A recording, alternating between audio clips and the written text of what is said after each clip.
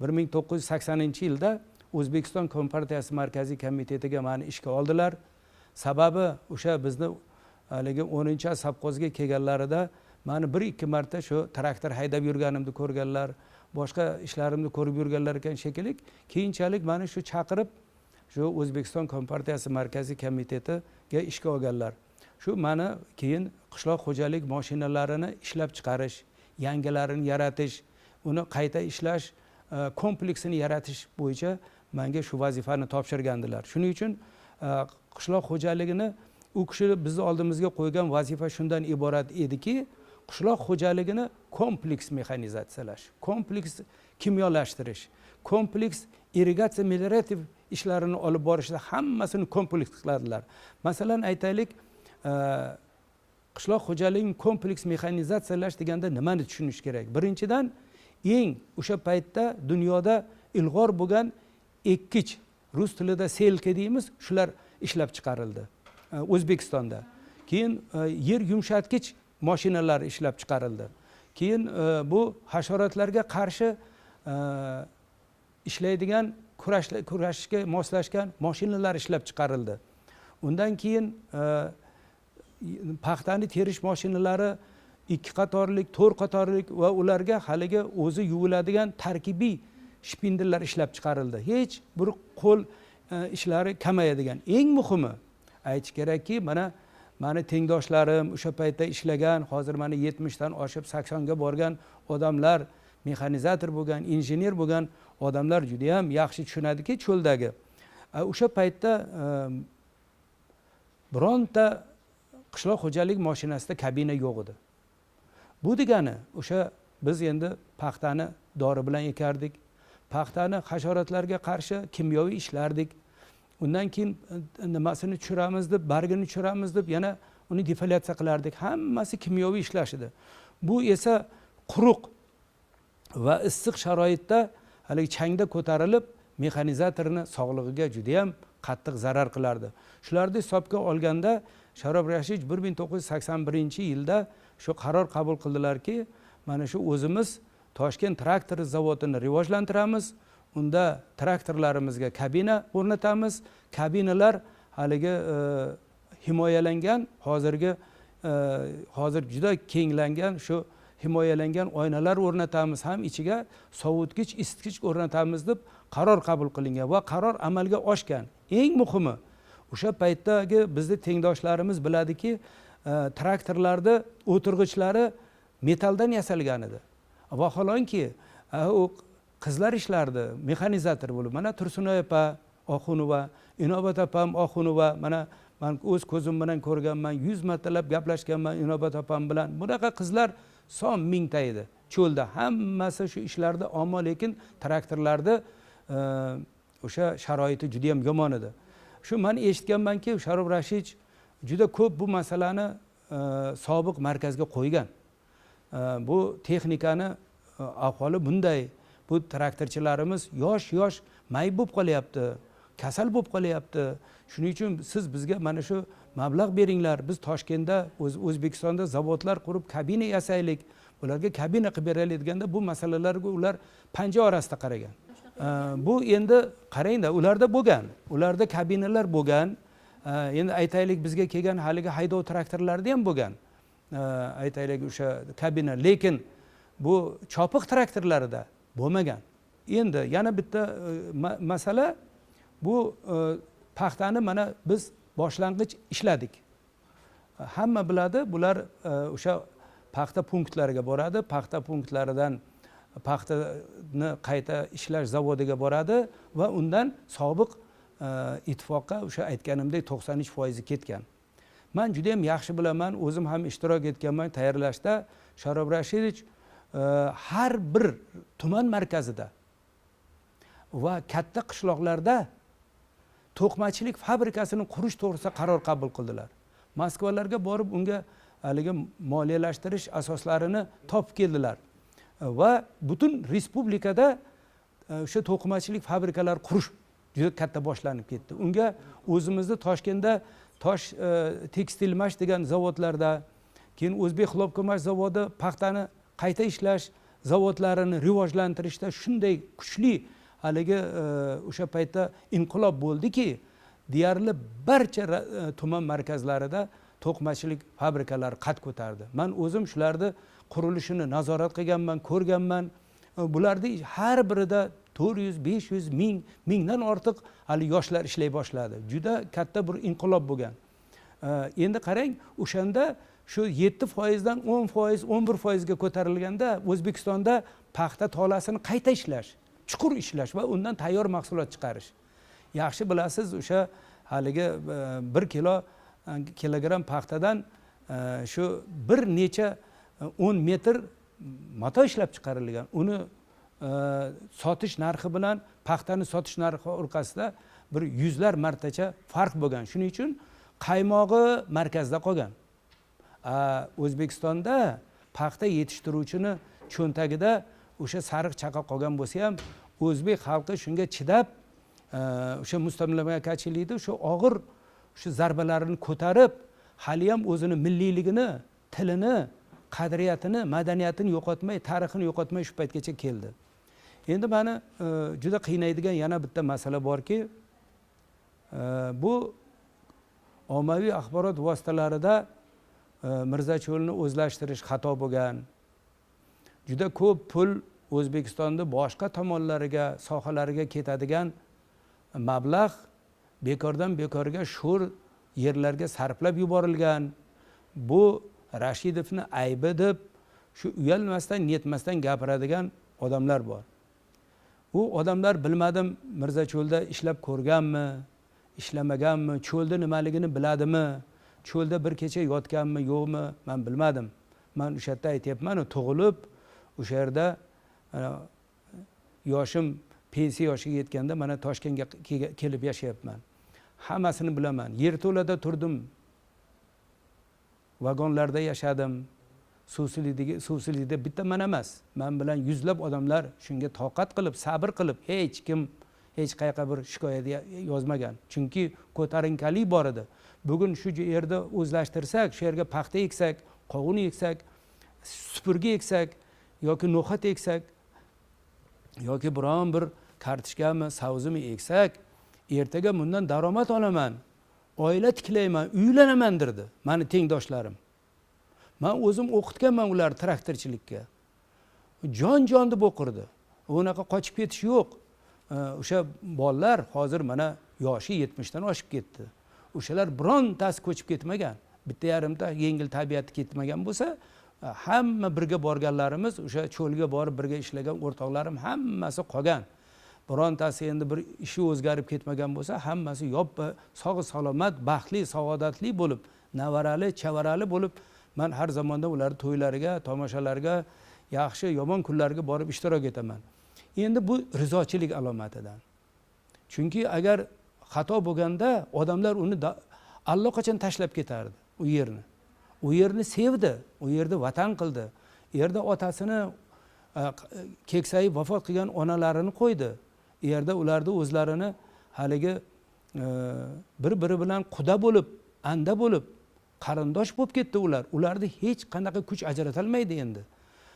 Andijonlik bilan Samarqandlik, Farg'onalik bilan Qashqadaryolik, Surxondaryolik bilan Namanganlik deganday, Toshkentlik bilan Sirdaryolik deganday bu odamlar bir-birini ichiga shunday kirishib ketdiki, bularni ajratib endi Sirdaryo, Mirzacho'l xalqi paydo bo'ldi.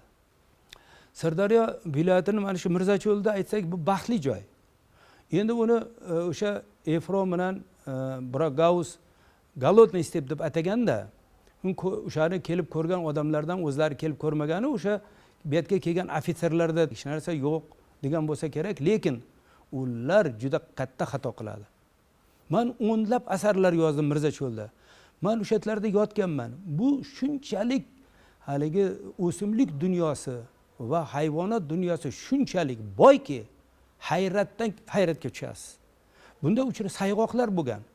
Men o'z ko'zim bilan bolaligimda otam shu aylantirib yuk mashinalarini ustida aylantirdi. O'z ko'zimizdan sayg'oqlarni ko'rganmiz. O'z ko'zim bilan. Bular bilasizmi, minglab edi. Keyin istagan qushlarni ko'rganman. Ko'rmagan, bu biz tog'dan tushgan bo'lganimiz uchun tog'da unaqa qushlar yo'q, lekin bu yerlarda kichkina ko'llar bo'lardida, ko'llarda shunaqa chiroyli, shunaqa go'zal soatlab tomosha qilardim qushlarni. Keyin hasharotlar har xil. Bu shunaqangi bir go'zal giyohlar borki, shu otam aytardilarki, onam aytardilarki, bular giyohlarda hammasi bu shifobaxsh derdilar va o'shalardan qanaqadir damlamalar qilib bizlarga ichilardi. Shuning uchun ham haligi nimamiz sog'lombizmi, kasalga uchramaymizmi? O'sha bu bekordan bekorga Alloh buni yerda yaratmagan. Insonni manfaati uchun yaratgan. Insonni kelajagi uchun bu Mirzacho'lda yaratib qo'ygan. Sharob Rashidovdek bir buyuk insonga mana shunaqa bir ne'mat berganki, shuni ichiga, xayoliga, uni shuuriga shu maqsadni kirgizgan. Sen shuni o'zlashtir, buni sug'or, odamlaringga ber, ular seni duo qilsin degan. Mirzacho'l faqatgina yaxshilikka xizmat qildi. Endi o'sha tushunmagan odamlar shunaqa deydi. Endi qarang, bu yerda minglab tonna paxta yetishtirilib O'zbekistonda xirmoniga qo'yilayotgan bo'lsa, Xudoga shukr, mana mustaqillik yili O'zbekistonda qovunlarining ichida eng zo'rlari Mirzacho'ldan kelayotgan bo'lsa, poytaxtga tarvuzlari o'sha yerdan kelgan bo'lsa, hech ko'rmaymanki yo'lda mana shu bir hozir prezidentimiz qadamda mana qovun bozori yozib qo'yganlar, yozdirib o'shalarga chiroyli qilib zamonaviy rastalarni qurdirib qo'yganlar. Ki Mirzacho'lni o'zlashtirishdi yomon bo'ldi. Bu yerda hozir bir 500-600 ming odam yashayapti kamida. Ularning o'g'illari hozir bilaman, mana shu o'zim maktabda ham dars berganman. Rustam Yorbekov degan bir doktor bor. Jahonda taniqli kardioxirurg. Yurakda operatsiya qiladi. Mana bizni 10-asabxozda o'qigan. Men otasini o'qitganman. Mana bu shuni o'g'li. Endi bizga nevara hisoblanadi bu. Mana shunday. Undan tashqari qancha hokimlar chiqdi bitta bizning savxozimizdan. Qancha fan doktorlari, fan nomzodlari chiqdi. Harbiy sohada ishlaydiganlar chiqdi. Ilm sohasida ishlaydiganlar chiqdi. Shoirlar bor, yozuvchilar bor o'sha joydan chiqqan. Bu bittagina xo'jalik aytyapman. Inson o'sha yerda joy topib, o'sha yerda vatan qildimi? Bu o'sha mana shu bizni go'zal O'zbekistonimizni bir qismi, bir ko'zini bir haligi nima deydi, o'sha qorachig'i deyman men Mirzacho'lda O'zbekistonda. Shuning uchun o'sha gapimni bir aytadigan joyi shuki, Mirzacho'l sababli Orol qurildi degan xom gaplar borda, bu zaif, ilmiy tasdiqlanmagan. Meni nazarimda bu noto'g'ri. Birinchidan ilmiy qarash kerak. Endi O'zbekistonni bo'yniga shunday deb osib qo'ysa, O'zbekiston shu Orolni quritdi, bu millat Xudoning oldida javob beradi deb uyalmasdan shunaqa aytgan odamlar endi sal o'qish kerakda, u yoq bu yoqqa qarash kerak. Mana men shu mutaxassis sifatida aytamanki, Mirzacho'lni sug'orish uchun Qayroqum kanali qurilgani, mana hozir undan keyin kichkina sellar yig'iladigan joylar qilgani, mana hozirgi Sardoba suv omborining qurilgani faqat O'zbekiston xalqining kelajagi uchun va buguni uchun. Buni hozir aytaman buni. Endi qarangda, bu bizni issiqlarga hamma ham chidavermaydi. Bu issiqlar faqat o'zbek chidaydi bunga. Mana shu yerda Alloh bizga shu yerni berganmi ajratib? Shu yerda yashaymiz, uni issig'iga ham, sovug'iga ham biz chidaymiz. O'tirib olib konditsionerni tayida yo'q. Bu o'sha suvlar bizga hozir o'sha suv omborlari bizga bugun kerak. Dehqonda hozir hosili yo bo'ladi yo bo'lmaydi. Agar shu ozgina suv kelsa, ular o'sha hosilini pishirib oladida, bozorga olib kelib sotadi. Qishi bilan keyin bir yil 12 oy bola chaqasini boqadi, bolalarini o'qitadi, maktabga yuboradi, institutga jo'natadi, universitetga jo'natadi. Agar bir sog'lig'ida qanaqadir nuqslik bo'lsa, uni tuzattiradi, biron joyga borib dam olib keladi. Hozir hamma joy ochiq, butun dunyo ochiq. Butun Mirzacho'lliklarni qarasang, biri Amerikada, biri Fransiyada, biri Germaniyada yuribdi, biri Xitoyda, biri Koreyada. Xuddi shunday. Endi buni masalaga men boshqacha qaragan bo'lardim. Mana ilmiy asarlarni olib o'qisangiz, butun dunyodagi o'sha haroratni oshishi ma'lum darajada butun dunyoni tashvishga solgan. Buni biz O'zbekistonga to'ppa to'g'ri unaqasi bor, ta'siri bor. Mana hozirgi mana Tian Shan Pamir tog'larida katta bir Fetchinga degan muzlik bor. U muzlik eriy boshlagan, ancha-muncha qismi erigan. Shuning uchun o'sha rezervlar ham kamaygan. Undan tashqari mana Turkmanistonda katta kanal qurilgan. Qoraqum kanali qurilgan. Qozog'istonda ham juda katta, juda ham gigant suv omborlari qurilgan. Chunki ularda ham aholi o'syapti. Endi albatta bular o'sha orolni suvini mana shunday qurishiga sabab birinchisi o'sha butun global haroratni ko'tarilishi bo'lsa, bir 80-90%. Bir qismi menimcha o'sha haligi endi odamzod qo'li bilan qurilgan qurilmalarda ta'siri ham bo'lishi mumkin. Lekin bu faqatgina Mirzacho'l uchun yo O'zbekistonda paxtasi uchun u qurmaydi. U ta'sir qilgan bo'lsa bir 5-2% ta'sir qilgan bo'lishi mumkin, boshqa ta'sir bo'lishi mumkin emas. Agar o'sha global harorat oshmaganda edi, orolga ham hech qanaqa ta'sir bo'lmasdi meni nazarimda. Bu meni o'zimning shaxsiy fikrim, o'qiganlarimni orqasidan chiqqan xulosalar. Odamga mani onam juda adabiyot shaydosi edilar. Otam aytdim sizga, urushda kelganlar. Otam urushda xizmat qilib 37-yil, 43-yil kelganlar. Amakilarim ham, Fayzulla amakim ham, Xudoyor amakim ham, Tursunboy amakim ham qishlog'imizdan 300 odam urushga qaytib kelgan. Mana keyin kelganlari tiriklarning ichida 151 ta qaytib kelganda, shularning ichida bular hammasi Mirzacho'lda xizmat qilgan. Hammasi 100%. Endi qarang, meni ham shu institutga bordim. Toshkent avtomobil, hozirgi transport institutini bitirdim, avtomobil transport institutini bitirganman. Akademik Sarvar Qodirov rahbarligida diplom ish qilganman. Keyin shu Mirzacho'lga meni amakim Xudoyor Latif olib ketganlar. 1972-yilda o'sha yerda mashina meliorativ otryadini boshlig'i qilib tayinladilar. Haligi kichkinagina, yoshgina bola shunaqa juda ham murakkab vazifani yuklaganlar. Bu o'sha irrigatsiya, melioratsiya tizimini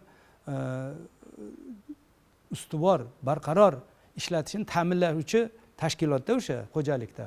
Shunda ishlaganmiz. O'sha 1972-yil Sharob Rashidov 19-sentyabrda keldilar. Bizni 10-sovxozga uylar yo'q, idora yo'q, hech narsa yo'q. Uylar endi qurila boshlagan, lekin kech kelyapti. Shu ular aytganki 7-noyabrgacha bajaramiz degan, lekin hali bironta uy qurilmagan. Biz yerto'ladan chiqib, shu quruvchilar bizga bitta vagon berdi. Shu yosh mutaxassislar o'sha vagonda turganmiz. Agronomlar, iqtisodchilar bor edi. Rustam Akbarov degan agronom, Saydulla Shukurov degan iqtisodchi, Tohir aka, Yunusov iqtisodchi, boshqalar, Farhod, Baxtiyor Latifov degan akalarim, hammamiz, Doniyor akam, hammamiz o'sha uzun bo'lib bir 20 kishi nimada vagonda yotardik. Sharob Rashidov keldilar, o'shanda birinchi bo'lib meni ham komsomol tashkilotini sekretar qilib saylashganda, o'shanda meni ham navbatim kelganda meni tanishtirishgan. O'sha yerda ko'rishganmiz, gaplarini eshitganman. Keyingi yana bir 2 yildan keyin 74-yil mana shu buldozerda yer tekilayotgan paytimda ustiga kelib qolganlar. Sharob Rashidov. O'shanda meni haligi aytganlarki, bu yigitni o'qitinglar, bu savollarga yaxshi dadil javob beryapti, o'qitinglar dedi. O'sha yerda keyin u yerdagi mahalliy rahbarlar aytishki, bu kishi institut bitirib kelgan, shu traktorchilar kasal bo'lib qolgan ekan, o'zi shu ish qolib ketmasin deb ishlayotgan deganlar. Shundan keyin Sharob Rashidov bilan keyingi uchrashuvlarimiz ko'p bo'lgan. Yana bittasi o'sha borib Latokda suvni qo'lga ushladilarda bir yozuvchi yozibdilar. Mana mahalliy xalq Toshkentda fontanni ko'rib, yoqasini ushlab, mo'jiza debdi. Hech ko'rmaganday, dunyoda buni eshitmaganday mo'jiza debdi dedilar. Agar ular bizni tariximizni bilganda edi dedilar. Hozirgidek esimga tushib qoldi hozir. Agar bilardilarki bizni davlatimizdagi, mamlakatimizdagi saroylarda bunday fontanlardan, favvoralardan juda go'zallari qurilgan. Bundan hozirgi asrimizdan oldingi ming yilliklarda bo'lgan topilgan arxeologiya qazilmalarida deb aytdilar. Shuning uchun hozir mana mo'jiza, mana Sirdaryoni suvini qaqrab yotgan Mirzacho'lga olib keldik. Odamlarni qo'ligacha olib kelib berdik. Mana ular o'z qo'llari bilan bu yerda ekinlar ekib, mana shu yerda daromad olib oilalarini mustahkamlayapti dedilar.